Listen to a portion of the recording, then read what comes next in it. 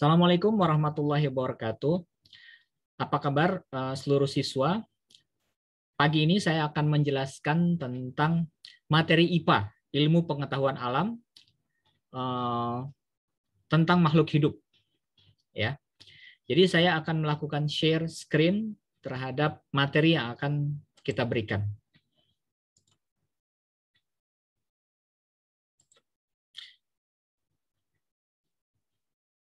Nah, yang pertama, saya akan menjelaskan tentang ciri-ciri dari makhluk hidup. Ya.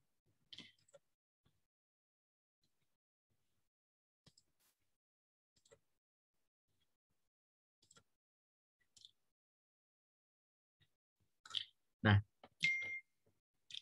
ciri dari makhluk hidup yang pertama adalah bergerak.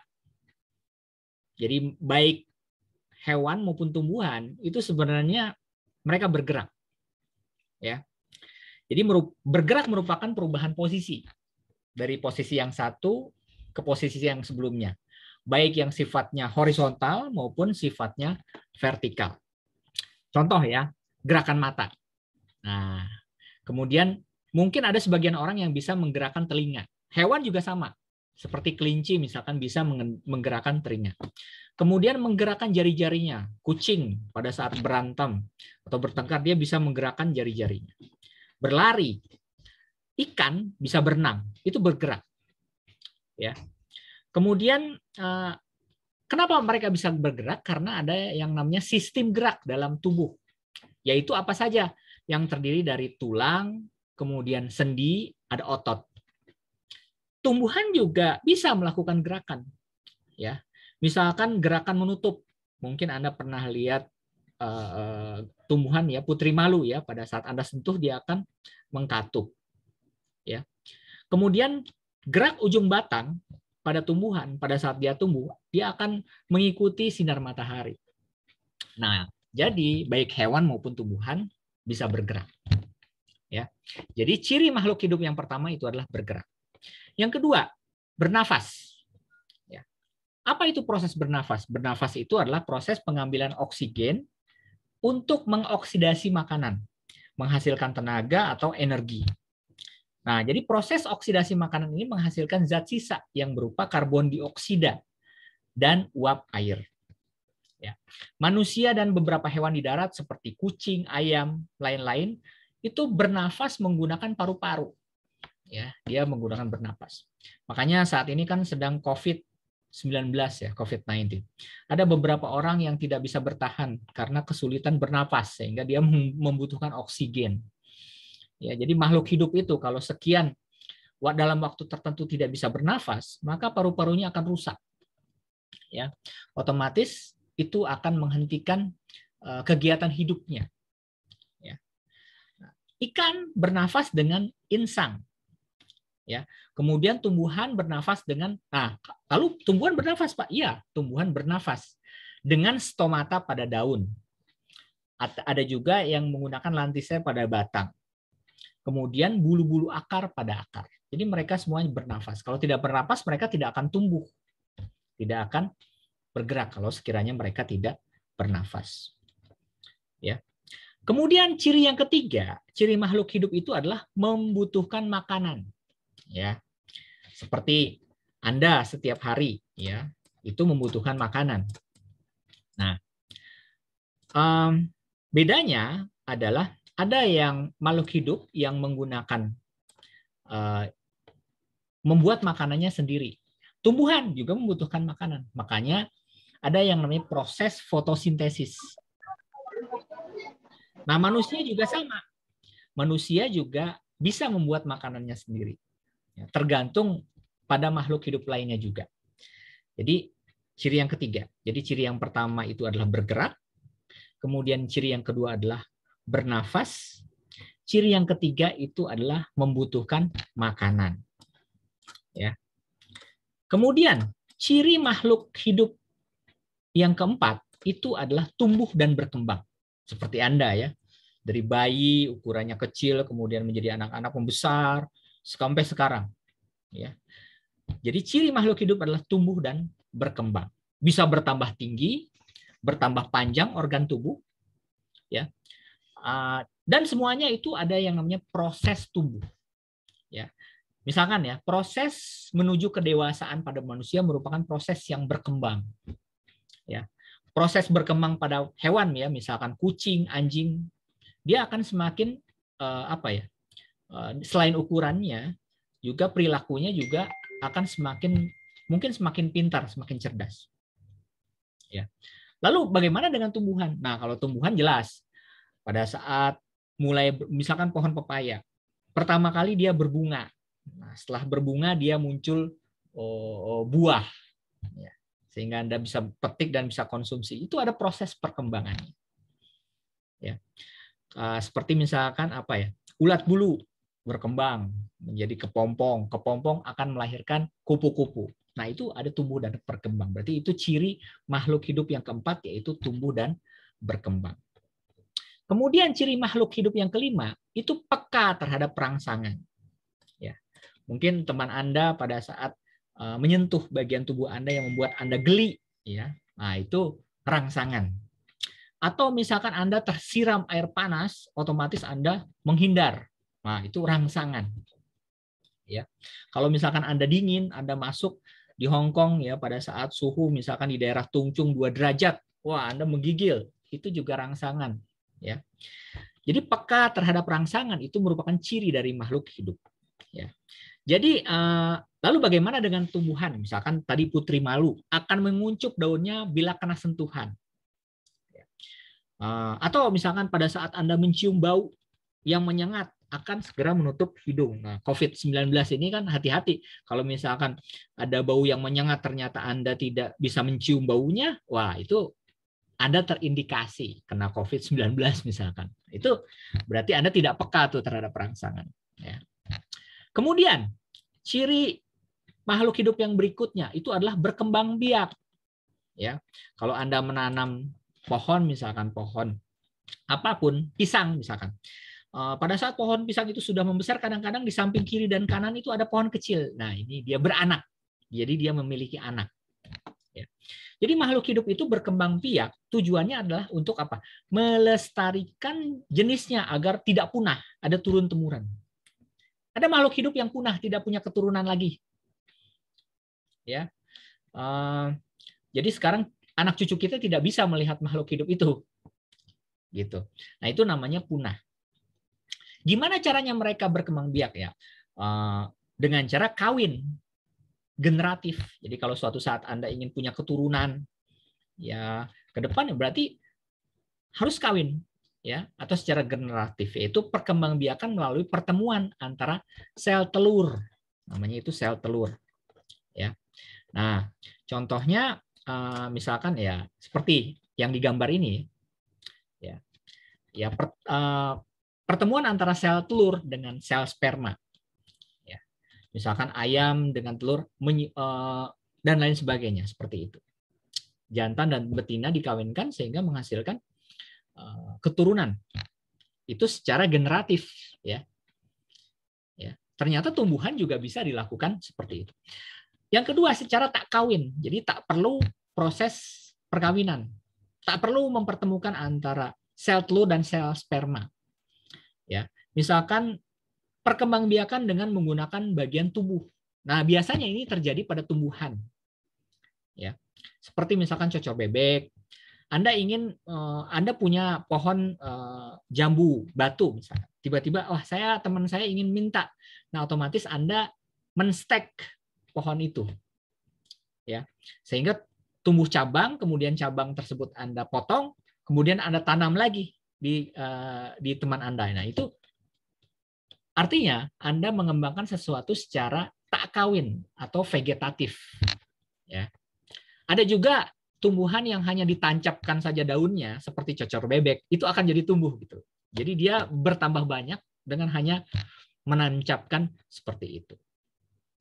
Kemudian ciri makhluk hidup yang berikutnya itu adalah menyesuaikan diri terhadap lingkungan. Nah, itu dia pasti akan menyesuaikan diri terhadap lingkungan. Ya, contohnya di sini, tanaman jati. Bagaimana caranya dia menyesuaikan diri dengan lingkungan? Menggugurkan daunnya, beruang. di kutub. Dia melakukan hibernasi. Sangat dingin suasananya sehingga dia melakukan tidur panjang selama 3 bulan, misalkan sampai 4 bulan dia bisa tidur tuh. Tapi sebelumnya dia makan. Nah, ini dia menyesuaikan diri. Anda dulu di Indonesia Anda tidak bisa bahasa Kanton.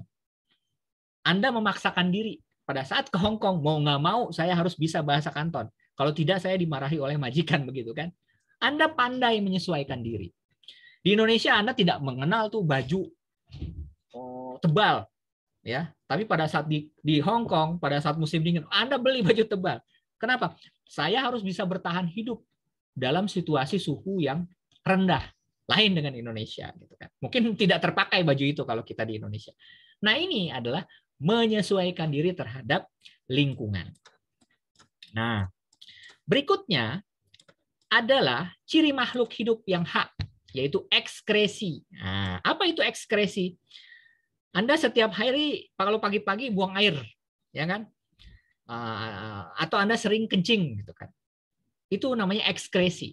Jadi makhluk hidup itu pasti ada sesuatu yang dikeluarkan. Kenapa? Karena Anda mengkonsumsi. Ya, kalau kemarin Anda mengkonsumsi apalah dari pagi sampai sore, pasti akan dikeluarkan itu pagi-pagi. Kalau enggak, berarti kan enggak sehat, itu numpuk di situ. Jadi ekskresi itu adalah sistem pengeluaran sisa metabolisme tubuh. Ya, ada proses di dalam tubuh Anda yang bila tidak dikeluarkan akan membahayakan tubuh. Ya, contohnya adalah ekskresi pada manusia dan hewan. Sama, Anda menghirup udara pasti akan dikeluarkan. Menghirup udara akan dikeluarkan. Bukan cuma makan, minum, kemudian Anda jadi kencing atau buang air besar, tetapi menghirup udara juga akan dikeluarkan. Anda menghirup oksigen, mengeluarkan namanya karbon dioksida pada saat mengeluarkan. Nah, yang terakhir, ciri makhluk hidup itu adalah regulasi. Apa? Regulasi itu adalah sistem pengaturan proses metabolisme dalam tubuh yang diatur oleh syaraf dan hormon. Sebagai contoh, untuk mengatur kelebihan glukosa dalam darah, itu diatur oleh hormon yang namanya hormon insulin. Ya. Nah, oleh sebab itu kelebihan glukosa dalam darah diubah oleh insulin menjadi glikogen. Sehingga tubuh memerlukan glukosa untuk memperoleh tenaga, maka glikogen ini akan dirubah menjadi glukosa. Ya, makanya kalau Anda butuh tenaga yang besar, ya kalau di Hong Kong Anda butuh karbohidrat tuh. Makanya pagi-pagi itu jangan sampai Anda lupa untuk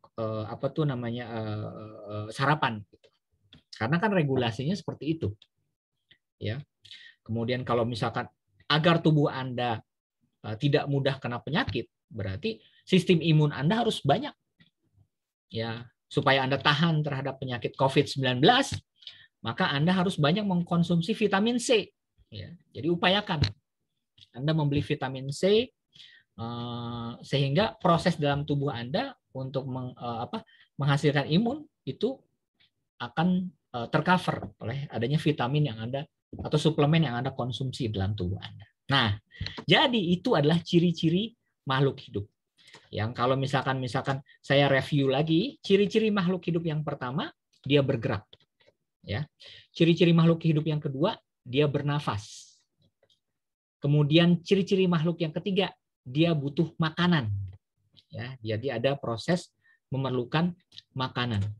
Kemudian ciri-ciri makhluk yang hidup yang keempat, peka terhadap rangsangan. Ciri-ciri makhluk hidup yang kelima, dia berkembang biak. Ya, Anda punya anak, ya, atau tumbuhan bisa bertambah banyak. Kemudian ciri-ciri makhluk hidup yang keenam, apa tadi? Menyesuaikan diri terhadap lingkungan. Ya, Anda menyesuaikan diri terhadap suhu panas, terhadap suhu dingin. Bahkan Anda bisa bahasa tertentu, tujuannya adalah untuk menyesuaikan diri terhadap lingkungan. Ciri-ciri makhluk hidup yang ketujuh itu ekskresi. Ya, ada yang masuk, ada yang keluar. Anda bisa mengeluarkan sesuatu. Ya. Kemudian yang terakhir adalah regulasi, misalkan hormon, ya, di dalam tubuh Anda. Ada yang mengatakan gini, kalau Anda ingin happy terus, perbanyak makan coklat. Nah itu ada penelitiannya itu. Makanya ada orang yang sedih terus, ya, suruh banyakin makan coklat. Ya. Kalau misalkan Anda ingin cerdas, misalkan Apa yang menstimulus kecerdasan itu? Misalkan Anda perbanyak makan kacang-kacangan. Nah, itu contoh seperti itu. Baik, ini berkenaan dengan ciri-ciri makhluk hidup.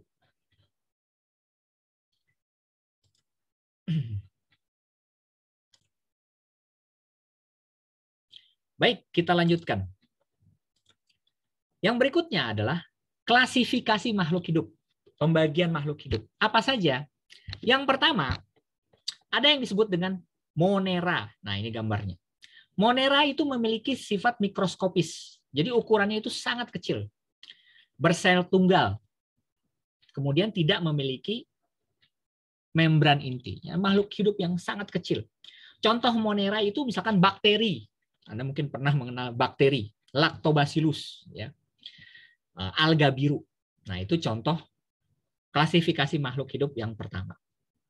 Ya. Contohnya adalah Mycobacterium tuberculosis. Nah, misalkan ada sebagian orang yang pernah kena penyakit TBC. Nah, itu disebabkan oleh bakteri. Bakteri itu adalah makhluk hidup yang ada di dalam tubuh kita. Nah, dia masuk ke dalam kategori monera. Kemudian, yang kedua, ada yang namanya protista. Nah, protista itu adalah memiliki ciri-ciri bersel tunggal, kemudian memiliki membran inti, kemudian mampu berkembang biak, jadi dia bisa bertambah banyak. Nah, jenis makhluk hidup ini juga masuk ke dalam makhluk hidup yang sifatnya mikroskopis, ya, yang sulit untuk kita lihat, ukurannya sangat kecil. Ya. Nah, jadi protista. Contohnya apa? Amuba, paramecium, kemudian pirasium, ya, dan lain sebagainya. Ya. Kemudian klasifikasi makhluk hidup yang ketiga. Nah, ini Anda sering lihat di pasar-pasar di Wan Chai ya, di Hong Kong. Itu fungi, yaitu jenis-jenis makhluk hidup jamur. Jadi jamur itu masuk klasifikasi makhluk hidup. Jadi kelompok makhluk hidup yang memperoleh makanan dengan cara menguraikan bahan organik makhluk hidup yang sudah mati. Jadi kalau ada pohon yang sudah mati, itu akan tumbuh jamur. Ya, luar biasa ya Allah menciptakan.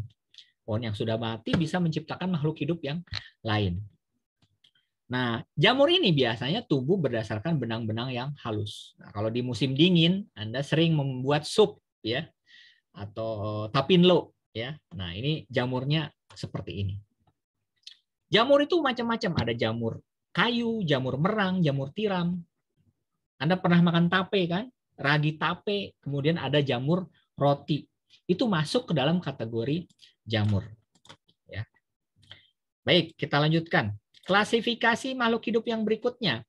Ada yang namanya plant. Mungkin Anda pernah mendengar kata plant. Plant itu tumbuhan. Nah, jenisnya adalah plantae. Ya. Jadi, nah, plant ini dibagi lagi. Bagian plantae ini dibagi lagi. Beberapa jenis tumbuhan. Yang pertama adalah lumut. Nah, Anda sering mendengar lumut ya. Atau melihat lumut.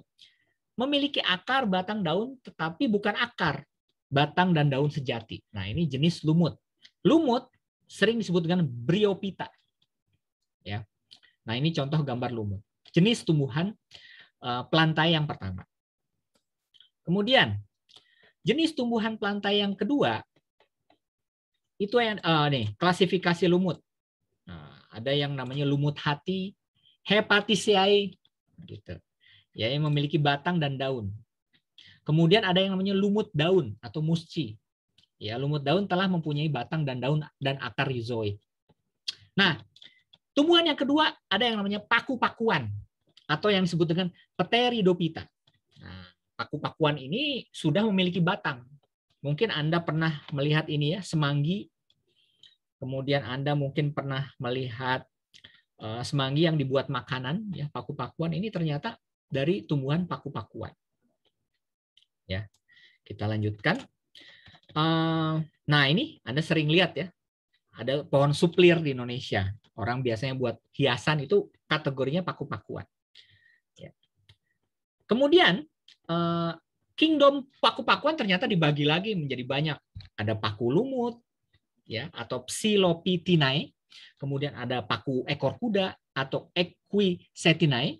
Kemudian ada paku kawat, Lycopidinae. Kemudian ada paku benar, Felicinae. Ini klasifikasinya ya, pembagian paku-pakuan. Jenis yang ketiga tumbuhannya adalah tumbuhan berbiji atau yang disebut dengan spermatopita.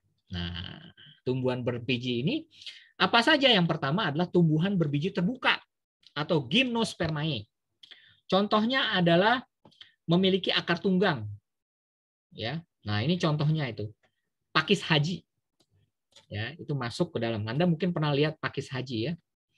Kemudian yang kedua itu tumbuhan biji terbuka ini memiliki kelas lagi. Jadi biji terbuka itu dibagi lagi. Yang pertama adalah Cicadinae. Ya, contohnya sikas. Mungkin Anda pernah lihat pohon sikas. Kemudian yang kedua Gnetinae. Ya, contohnya pohon melinjo. Ya, batangnya berkayu, bercabang dan berdaun tunggal. Nah, ini pohon melinjo. Anda sering pakai untuk membuat sayur asem. Ya. Kemudian yang berikutnya adalah Coniferinae yang merupakan tumbuhan semak, ya, berbentuk daun. Contohnya adalah pohon pinus.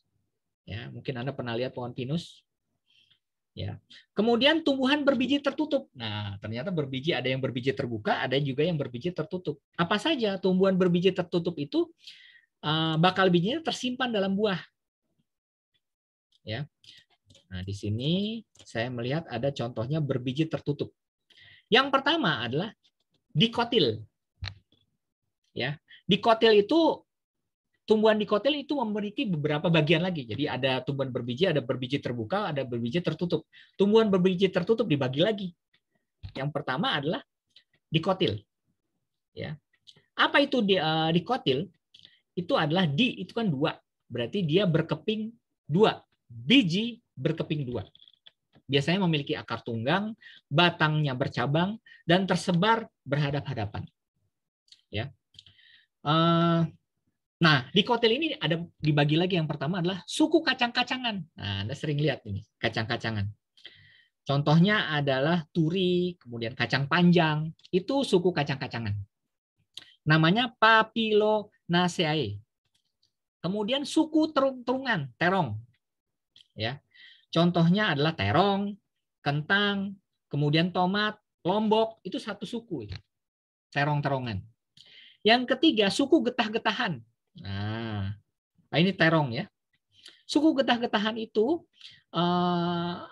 apabila batangnya itu dilukai, maka dia akan mengeluarkan getah. Mungkin Anda pernah lihat pohon jarak. Nah, pohon karet yang disadap. Ya, itu getahnya itu dimanfaatkan untuk membuat ban misalkan. Nah, itu contoh suku getah-getahan. Kemudian yang berikutnya adalah kategori monokotil. Kalau tadi dikotil, kalau di kan dua, kalau mono satu. Apa itu monokotil? Yaitu bijinya berkeping satu. Ya. Monokotil dibagi menjadi beberapa bagian. Yang pertama adalah rumput-rumputan atau graminae. Contohnya adalah jagung, tebu, rumput gajah, rumput teki. Pokoknya sejenis rumput-rumputan. Kemudian bawang-bawangan. Nah, Anda sering lihat ada bawang merah, bawang putih, ya. Nah, itu kelompok Liliaceae, itu namanya ya. Kemudian yang berikutnya jenis pisang-pisangan. Nah, ini Anda lihat pisang-pisangan. Pisang raja, pisang Ambon, pisang mas. Nah, itu masuk kategori Musaceae. Ya, namanya. Kemudian pinang-pinangan. Seperti bentuknya seperti kelapa. Palmae. Ya, seperti kelapa, kelapa sawit. Nah, bentuknya yang seperti ini. Nah, itu kategori tumbuhan. Nah, kemudian terakhir masuk kategori makhluk hidup yaitu animalia. Ya, termasuk kita nih, animalia. Yaitu kelompok hewan. Kelompok di muka bumi ini memiliki banyak ragam. Nah, kelompok animalia ini dibagi lagi menjadi beberapa bagian. Yang pertama adalah hewan yang tidak memiliki ruas tulang belakang. Disebut dengan avertebrata. Tapi ada hewan yang memiliki ruas tulang belakang yang disebut dengan vertebrata. Kita mulai dari yang pertama dulu. Hewan yang tidak memiliki ruas tulang belakang atau avertebrata. Yang pertama adalah hewan bersel satu atau yang disebut dengan protozoa bersel satu. Ini sangat kecil ukurannya. Ya. perkembangannya dia membelah diri, jadi membelah diri sendiri bertambah banyak, ya, yang disebut dengan protozoa. Nah, yang kedua, hewan berongga atau Coelenterata. Ada tentakel. Ya. Biasanya hewan ini melayang-layang di dalam air. Contohnya polip, dia bisa menempel dan lain sebagainya. Kemudian yang berikutnya adalah hewan berpori atau porifera. Ya. Kemudian yang kriteria berikutnya adalah cacing atau vermes. Ya. Nah, cacing dibagi-bagi lagi tuh, ada yang namanya cacing pipih atau Platyhelminthes, itu cacing pipih. Contohnya cacing hati, cacing pita. Ya. Ini cacing tanah. Kemudian cacing gilik, Nemathelminthes, misalkan cacing perut, cacing yang ada dalam perut kita tuh. Kemudian cacing kremi, kalau Anda suka gatal-gatal itu cacing kremi. Kemudian cacing tambang. Kemudian ada yang namanya cacing gelang, Annelida. Nah, masuk ke dalam kategori lagi, Avertebrata itu hewan lunak, moluska. Anda mungkin sering melihat siput. Ya, siput itu bahasa Latinnya Cephalopoda. Nah, ini siput. Kemudian apalagi hewan bertulang lunak. Kemudian kerang. Nah, kalau Indonesia suka makan kerang ya. Ya. Namanya Polesipoda. Ya, lapisan kerang ini. Kemudian cumi-cumi, namanya Gastropoda. Masuk keluarga cumi-cumi itu adalah gurita, cumi-cumi itu masuk ke dalam Gastropoda. Nah, kemudian ada klasifikasi yang lain yang namanya hewan berbuku-buku, Anthropoda. Contohnya adalah serangga, insekta ini. Kemudian apalagi? Arachnoidea, laba-laba. Nah, itu masuk ke dalam hewan berbuku-buku. Kemudian apalagi? Udang-udangan. Namanya Crustaceae. Ya, kepiting sawah misalkan. Rajungan. Ya, kalau di Indonesia sering banyak makan rajungan. Kemudian ada juga yang berbahaya seperti lipan. Ya. Kelabang, kaki seribu. Ya, kalau di hutan-hutan atau di tanah-tanah di tanah air itu kita sering melihat. Ini bahasa Latinnya Myriapoda namanya. Kemudian ada juga hewan berkulit duri. Nah, ini di laut ya. Hewan-hewan laut ya. Yang seperti ini. Bintang laut ya, kemudian tripang, landak laut itu masuk ke dalam kategori Echinodermata. Nah, kemudian yang berikutnya adalah Vertebrata. Jadi hewan atau animalia dibagi dua kan, Avertebrata dan Vertebrata. Vertebrata ini hewan bertulang belakang. Hewan bertulang belakang dibagi menjadi beberapa bagian lagi tuh. Ya. Hewan bertulang belakang ini. Yang pertama adalah ikan, masuk ke kategori ikan. Bahasa Latinnya Pisces. Ya. Ikan lele, ikan patin, ikan mujair, ikan tongkol, ikan salem, ikan gurami. Nah, itu masuk ke dalam kategori hewan vertebrata yang bertulang belakang. Yang kedua, amfibi. Nah, ini. Contohnya katak hijau, katak pohon, salamander, itu masuk ke dalam amfibia namanya. Kemudian reptilia. Nah, ini. Apa saja? Kadal, ular, buaya, itu masuk ke dalam kategori reptilia. Kemudian masuk ke dalam kategori burung atau aves. Ya. Ada burung merpati, burung gereja, burung gelatik, burung kutilang, burung walet. Ya, ini contoh masuk ke dalam kategori burung, aves. Ya. Kemudian kategori berikutnya apa? Mamalia, termasuk manusia. Apa itu mamalia? Hewan menyusui mempunyai kelenjar susu. Perkembangbiakannya biasanya dengan melahirkan anak dan bernafas dengan paru-paru seperti kita. Kita masuk ke dalam kategori apa? Mamalia. Ya. Nah, hewan ini ada yang hidup di darat, ya, seperti tikus, marmut, tupai, kalong, kampret, monyet, orangutan. Nah, itu. Tapi ada juga yang hidup di air, mamalia ini. Yaitu apa? Lumba-lumba.